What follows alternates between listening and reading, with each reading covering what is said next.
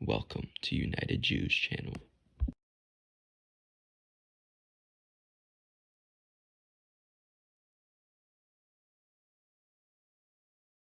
So, I mean, but here's the issue is that, like, a lot of American Jews don't really understand that, you know, when you look at the plurality of Jewish history, Jews have never been seen as part of the mainstream, even though they might achieve positions of authority and they might, you know, they might actually do very well. They've always been seen as outside the norm, which is like, you know, why it's so dangerous now that American Jews are like, no, we're white. And it's like, okay, but that's not necessarily what you want people to believe, especially considering you've never been treated like that. Correct. All right, we have Masha with us, and I think we can start. Hello, Masha. Hi, guys. So welcome to United Jews channel, and today we have Ryan, Masha, and Michael, and myself, Tatiana Kerzhner. I'll be the host for tonight, and I wanted to just give a very brief introduction. I think everyone will introduce himself or herself later, but I wanted to give you a brief introduction why we're talking about Jews and the race of the Jews. So the whole thing started is because we've been recording a few other conversations, and Michael was a participant to a couple of those, and Michael asked that question, and are the Jews white? Can we do a recording on this question? And when I read it, I was like, you know, just a day before that, when we had a dinner, my 15-year-old son, we had some conversation. I don't remember how it started. And he said, I don't identify myself as a white person. I identify myself as a Jewish person. And my husband and I were very surprised to hear that. And first thing we thought, it's such a shame these days to be white. It's his protection mechanism, right? Like, oh, I have nothing to do with that. I am different. I'm with you guys because it's very cool to be not white these days, right?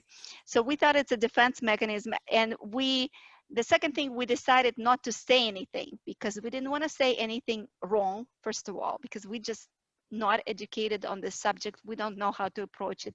So it was very, very timely for us as a family. And I'm glad that we decided to get together.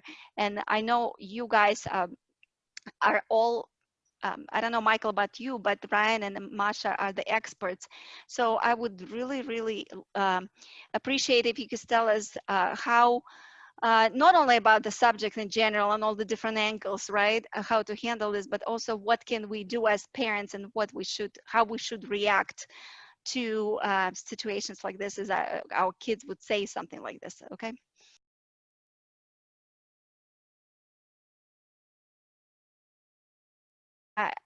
Because I've been communicating with Masha quite a lot lately, and she's a professional. To me, she's a professional because who knows everything about Judaism. So we're very lucky today to have her.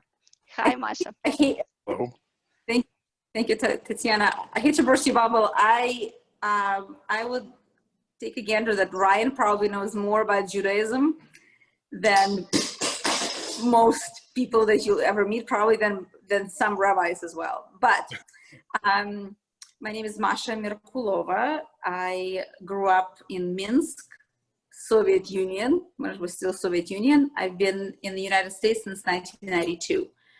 And I'm not a professional Jew. I'm a professional healthcare provider. I worked almost for 20 years as a registered nurse in labor and delivery, and that's my first love. I loved what I did.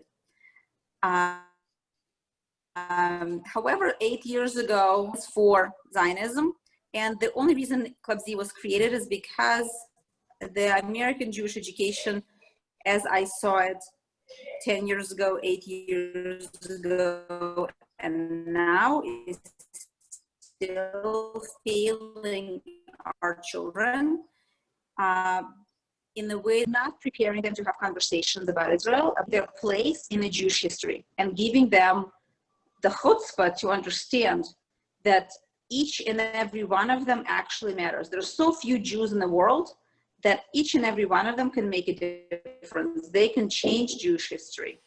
So that's what we do in Club Z. We give kids context for the conflict. We give them context of Jewish history, Israel history, and their place in the world as Jews.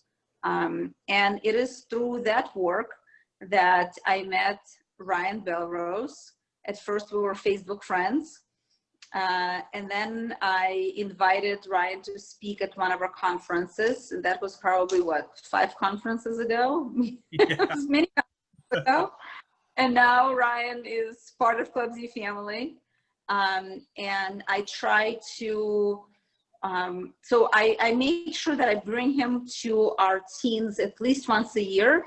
And if those that don't come to the conference, they will still hear him, you know, at a regular session, because what he has to say is very, very important. And I'm very grateful for somebody like Ryan, who really could do much better things and not bother with the most difficult people, which we are. But it's truly inspiring, and I'm just very grateful that Ryan is here to help us understand our own history better. So Ryan.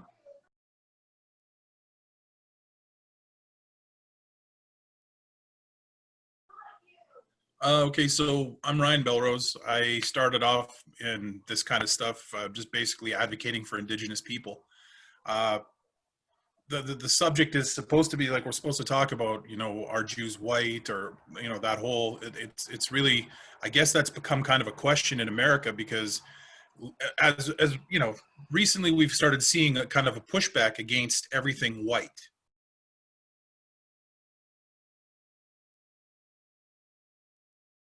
So like it's turned into everything white is bad and everything not white is good. But the problem is, like, you're first off, to begin with, it's a flawed assumption, because the reality is that there's been a lot of imperialism in the world and a lot of colonialism that was conducted by non-white people. But in the discourse in America, it's turned into, well, white colonizers and white settlers. So the entire argument that kind of delegitimizes Jews is that you're a member of this overarching paradigm of white supremacy. Now, anybody who's studied Jewish history at all, even at a cursory level, knows that Jews have never been seen as white by white people. They've never been considered to be part of the mainstream in any society they've been in. So even though they've managed to achieve pretty much amazing things almost everywhere you've ever been, you've never actually been considered to be part of the norm, right? And that creates a real difficulty for a lot of people, because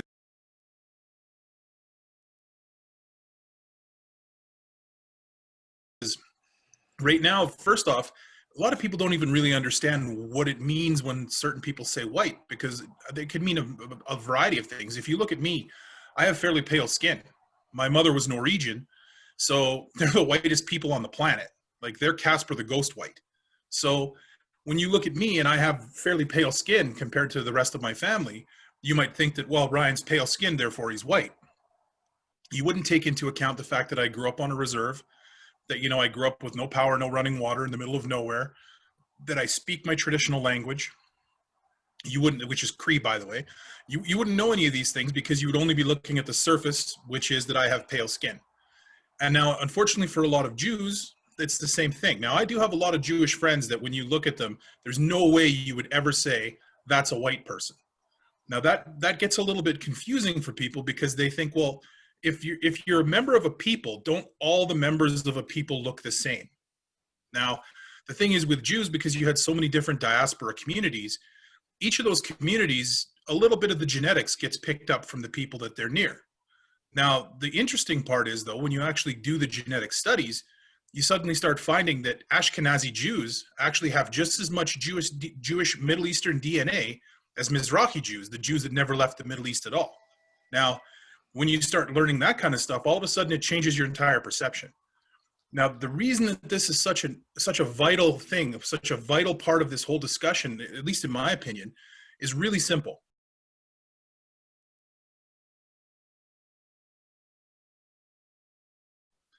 The Jews are an indigenous people.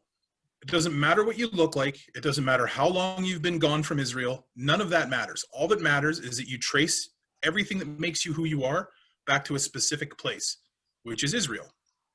Now, unfortunately, there's a concerted effort now to push this narrative that Jews are a member of the white class, because that's who's on top, right? That's who is in control in America.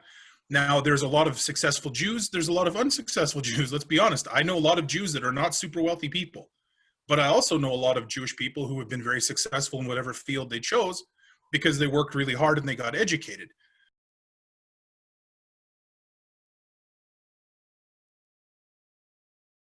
Now, the problem, a really big problem here, is that North American Jews in general don't really know a whole lot about their own history. They don't really understand the importance of their own history and why it's so important for them to be Jewish.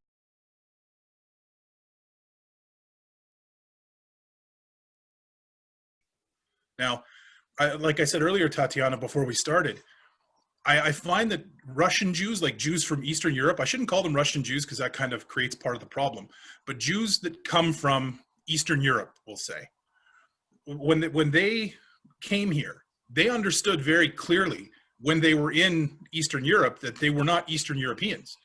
The Eastern Europeans made it very clear to them, no, you're a Jew. You're not one of us. You're a Jew.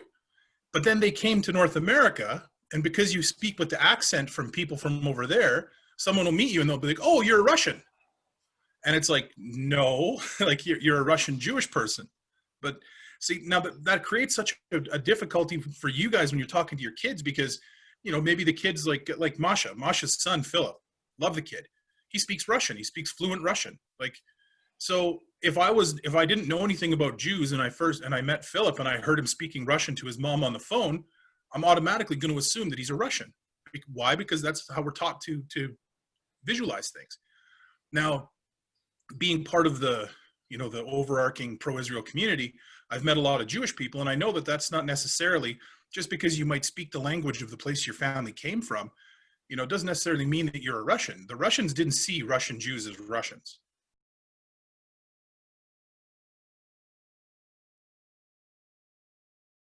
And it's vital for you when you're talking to your kids that you explain to them, look, like, before everything else, you're Jewish, before everything else. So it's important for you to understand that as a Jewish person, you might have pale skin, but you didn't necessarily have all of the same, you know, obligations and rights and benefits and privileges that other pale skinned people in America might have had. Like, people don't even realize that in history, you were actually treated pretty poorly in North America. I mean, they had, was it 1960s? They still had those quotas for Ivy League schools. Right. They would limit the number of Jews that were allowed to attend Ivy League schools. I mean, I remember, and this is my own lifetime, I remember going to Edmonton, which is the capital city of Alberta. And now keep in mind, I'd never met a Jewish person at this point in my life because I was just a kid. I never actually met a Jewish person that I knew was Jewish until I was in my 20s.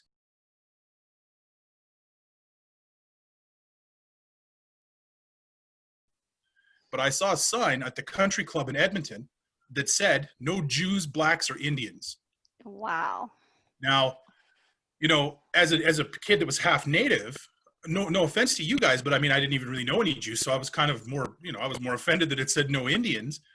But now when I look back on it, it was very clear that, you know, these people who were obviously in the mainstream that made these kinds of decisions, they decided to lump you in with blacks and Indians. If I understand correctly, at some point back in history, the Irish were also not considered white. Well, that's yeah, see, again, like it's this.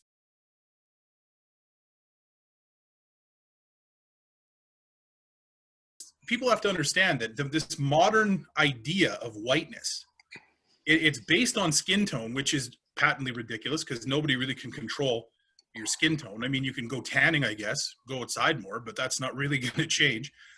But it has we all mixed, right? People are so mixed. It's just ridiculous to again, yeah, like it's not a but the problem is that, you know, the truth is that there is still a large element of racism based on skin tone in North America. Now, is it as bad as everybody tries to make it sound? I personally don't believe so. Now, I acknowledge that there is racism, and that there is even systemic racism. There are times and there are things that happen that suggest to me that racism is still a very big issue.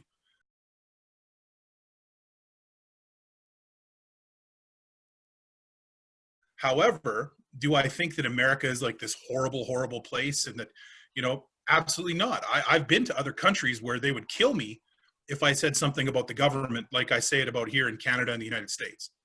So I think this is the major issue, that most Americans haven't lived anywhere else. Yeah. So they have no idea how bad it is. They might visit it as tourists, but that's different, you know, than Well, exactly. actually living somewhere else and really, really appreciate the country they live in. Well, exactly. Like, and like I tease Masha sometimes too. Like I'll talk about Israel and I'll be like, you know, Israel is almost like a third world country, right? Like it's on the one hand, it has all these technological marvels. And on the other hand, when you go there, they still use fax machines. Like it's, you know, nobody knows how to stand in line. Nobody knows how to actually drive in between the lines. They park wherever they can fit one wheel. Like there's so many Middle East. Well, yeah, exactly. But it's Middle Eastern, right?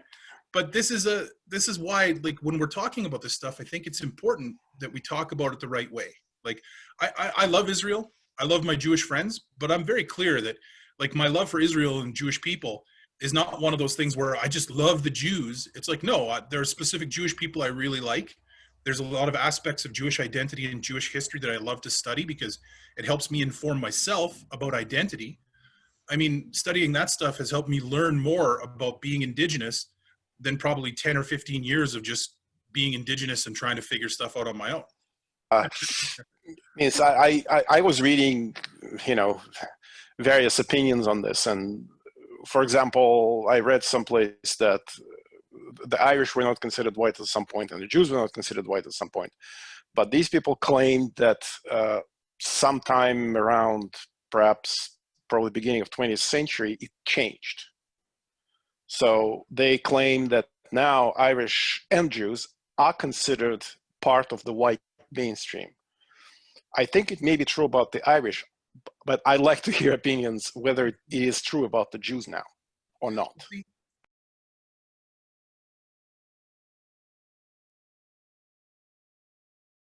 I'm gonna be blunt because like it's the only way I really know how to be.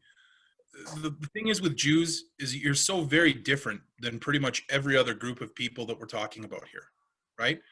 Because the Jews are an indigenous group of people, but they are also a group of people that were scattered into multiple different diasporas. So you're not like a normal group of people where you're homogenous, you all look the same, you all have the exact same traditions. Now that creates a difficulty, especially for the left, because the left likes to put everybody in boxes. Because what they want to do is they want to be able to classify you according to your level of victimhood. Now you guys, you screw that all up because you underwent an industrial scale genocide. Now that coming from somebody whose people went through a genocide in the North Americas, I have no problem saying what happened to your people was orders of magnitude worse. And I don't like to make comparisons because I don't want to marginalize anything through a comparison. But I look at it like this. We lost a way larger number of people. So we lost, they estimate about 60 million people, but that was since 1492 until today, right? So that's a couple hundred years where our genocide happened. Your genocide literally happened in half of a decade and 50% of your people were removed in an industrial genocide. They had death camps where they were dedicated to killing Jews. Now, for us to try to compare that to any other situation is ridiculous because let's be blunt. Jewish people have never been seen as non-Jews. They've never been seen as the mainstream by non-Jews. Now in Israel, you finally have your own ancestral homeland back. You have self-determination on your ancestral lands. And that is the one place in the world where Jews are the majority and they are considered the mainstream. But around the rest of the world, you're still not. I mean, Jewish people are being attacked in the street in New York. And now nobody likes to admit it because it's happening, you know, it's actually black people doing it. Nobody really wants to talk about it because everyone wants to talk about Black Lives Matter and all this other like police brutality. So we bring up the fact that people have actually been beaten on the street simply for being Jewish, and we get shouted down and, oh, well, we don't want to talk about that. But part of the problem is that because Jewish people aren't advocating strongly enough for themselves, they're too busy running stuff like If Not Now. So you end up, you know, organizations like Masha's organization, and like I will say this point blank, I've done lots of work for lots of different Jewish organizations. One of the few organizations that I believe are actually making a difference is Club Z, however you want to say it. But it's the truth is they're teaching young Jewish people the importance of Jewish identity. Now, in a world where identity politics are becoming supreme, where everything is all about who you are and how big of a victim you are, Club Z is teaching these kids, Jews aren't victims, Jews are survivors. Jews have been around for 2,000 years now, and every other group of people that tried to remove them is gone. You outlived every single empire that tried to destroy you.